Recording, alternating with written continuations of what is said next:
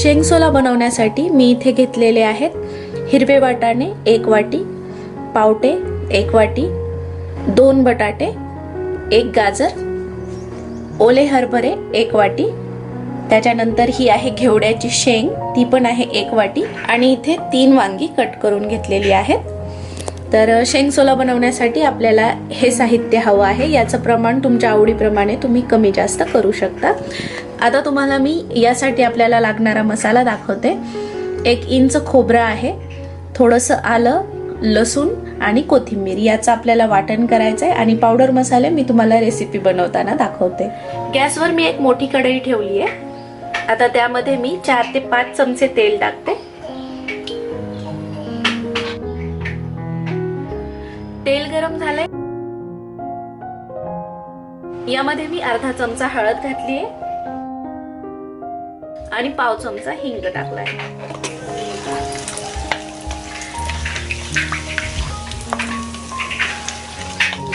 आता यामध्ये मी आलं, लसूण, खोबरं, कोथिंबीर याचं वाटण घालते।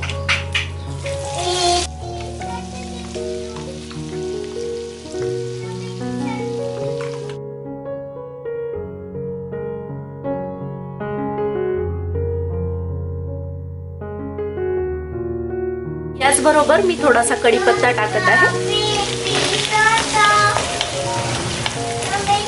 हे वाटण आपण 2 मिनिट फ्राय करून घेणार आहोत, म्हणजे याचा जो कच्चा स्मेल आहे तो निघून जाईल। पहा आपला मसाला फ्राय झालेला आहे। आता यामध्ये मी 2 चमचे घरगुती कांदा लसूण मसाला टाकणार आहे।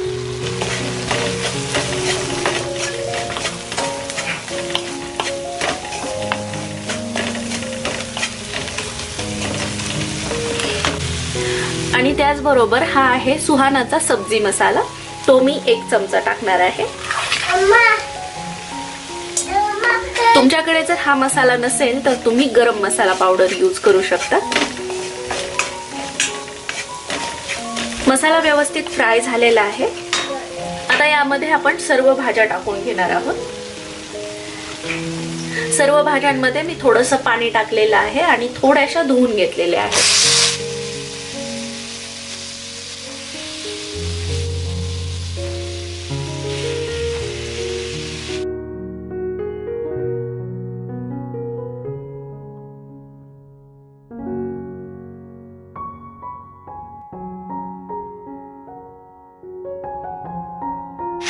गॅसची फ्लेम हाय करून आपल्याला या भाज्यांना 4 ते 5 मिनिट फ्राय करून घ्यायचंय।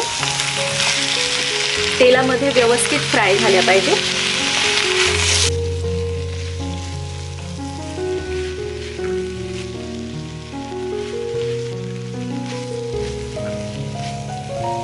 आता मी यामध्ये चवीप्रमाणे मीठ टाकते। मिठाबरोबर मी 2 मिनिट याला अजून परतून घेते।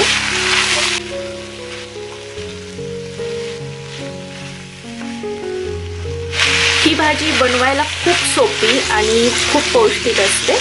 थंडीच्या दिवसांमध्ये तर आवर्जून खावी सर्वांनी।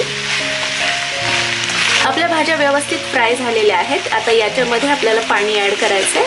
तर मिक्सर जार मी धुवून घेतलेला आहे आणि याच्यात 1 ते 1.25 कप पाणी आहे, तर ते मी याच्यामध्ये टाकते।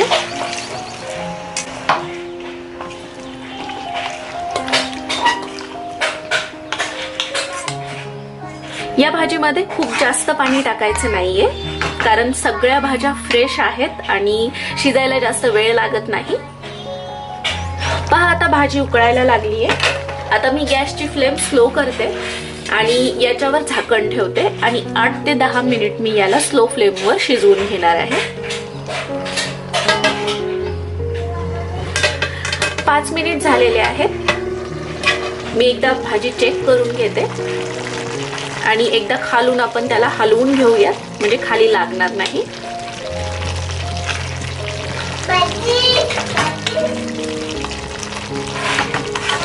आता मी याच्यावर परत झाकण ठेवते आणि अजून 5 ते 7 मिनिट आपण याला शिजून देऊया।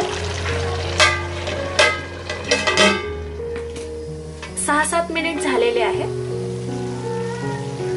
आणि आपली शेंगसोल्याची भाजी तयार आहे।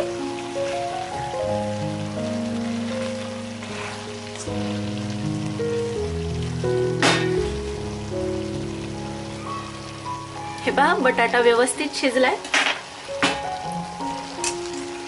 बाकी सर्व भाज्या सुद्धा शिजलेल्या आहेत. तर आता मी गॅस बंद करते.